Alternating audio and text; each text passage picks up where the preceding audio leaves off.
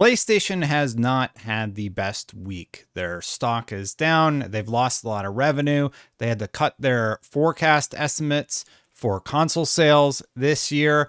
And I wanted to talk a little bit about this and just go over a lot of the bad news that they had this week, unfortunately.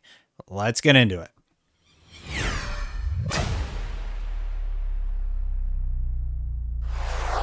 Thank you so much for watching. Apologies for a little bit of a less than happy video.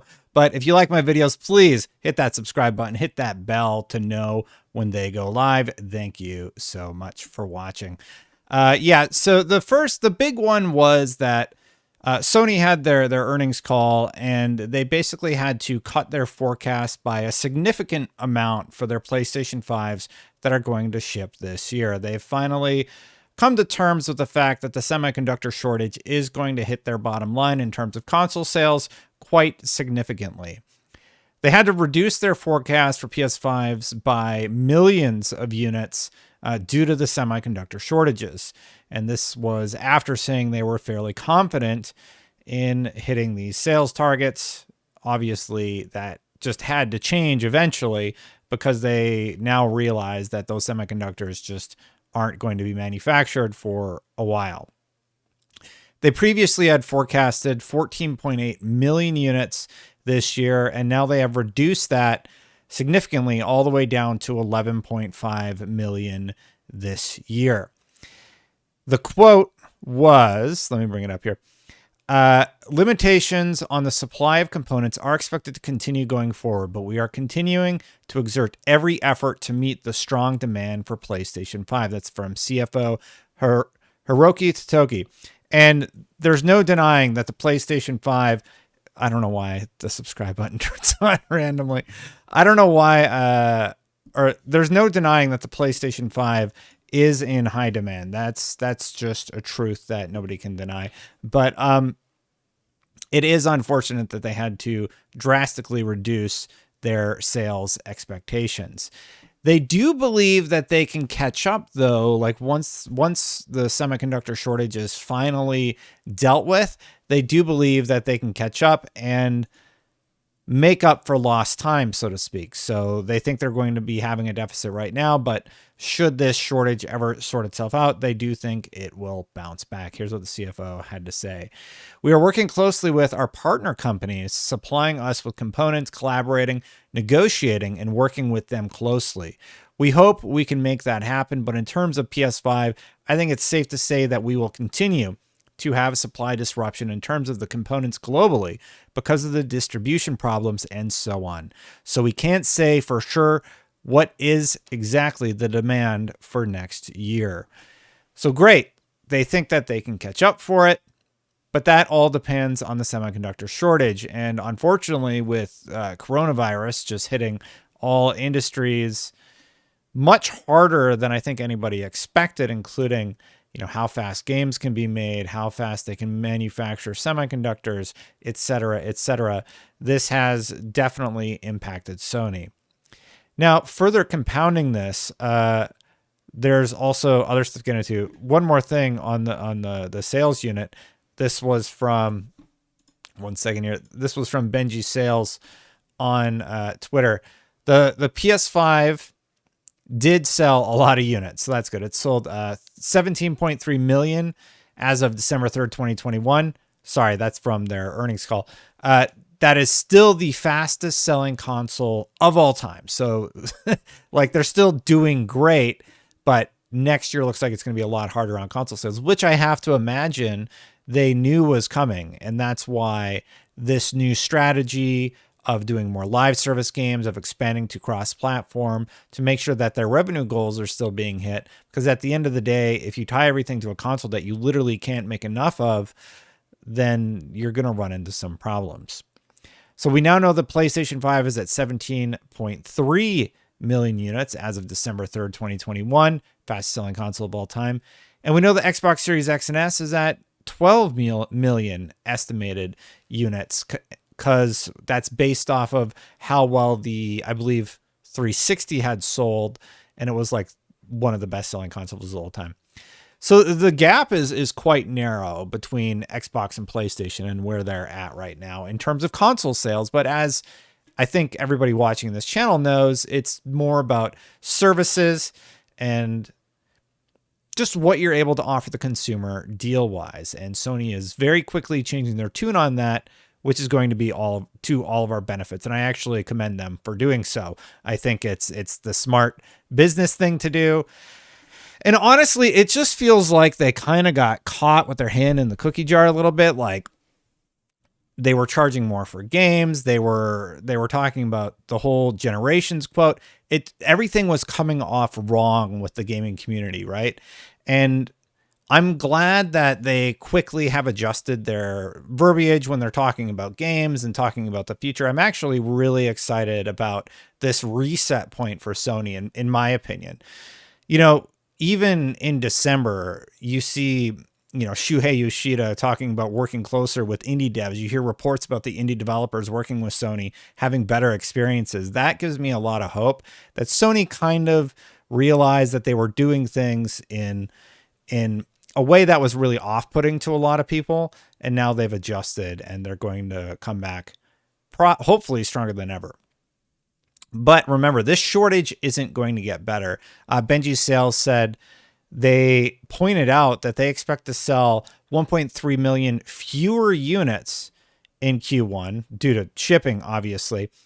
And that's less than they did last year. Now, the bad news didn't really stop for Sony. Unfortunately, there were some other things that haven't really. So like with the purchase of Bungie and with Microsoft buying Activision and everything, Sony shares are continuing to go downwards. So they are now down 25.71 billion, which is a 13% decrease since the start of the year. So they kind of went down, they went up, and now they're down more, not doing great. And this is from NBC. I didn't put up the quote really quick.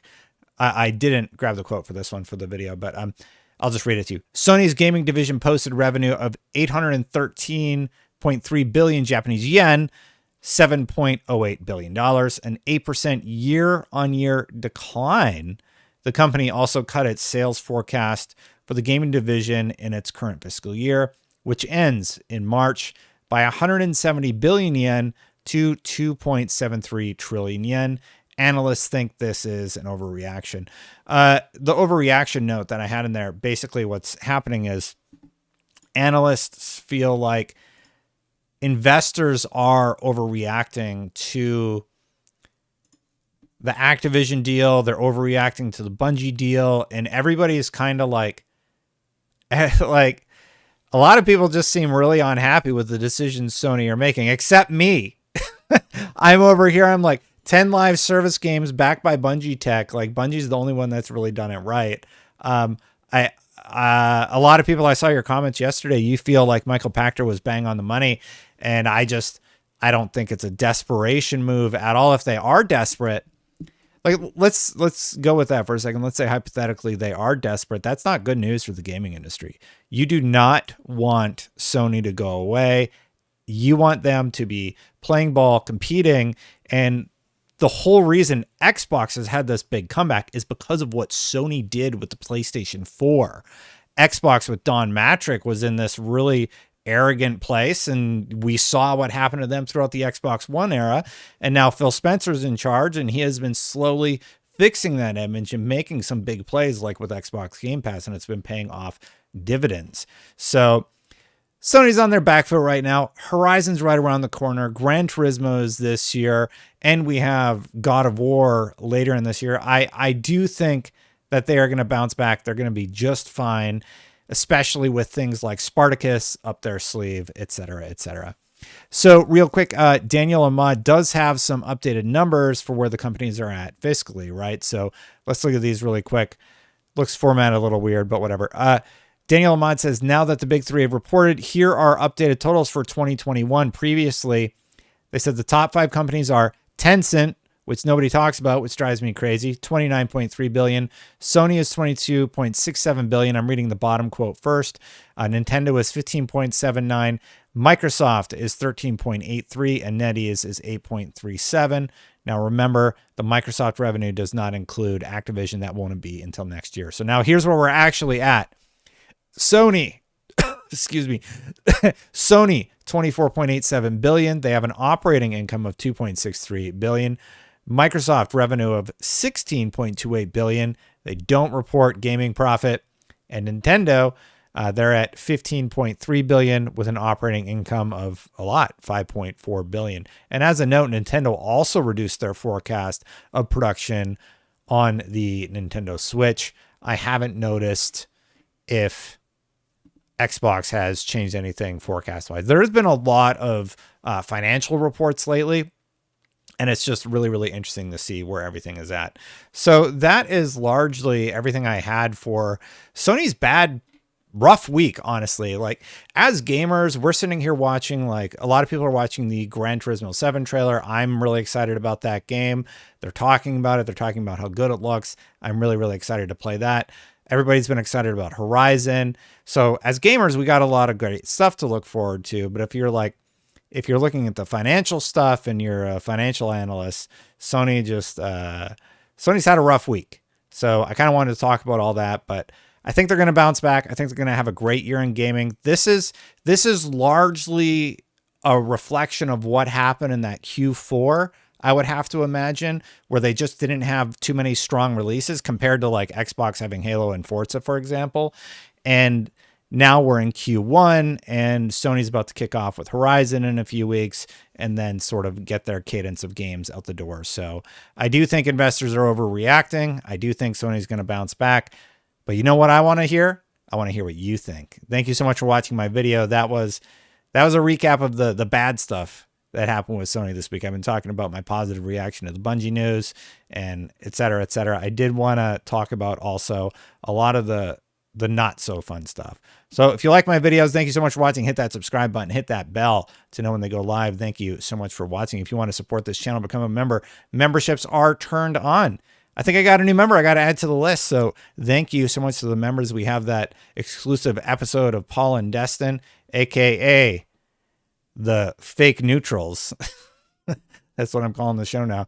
Thank you so much for watching, everybody. I'm going to get out of here and I'll see you for the next one. Bye for now, everybody.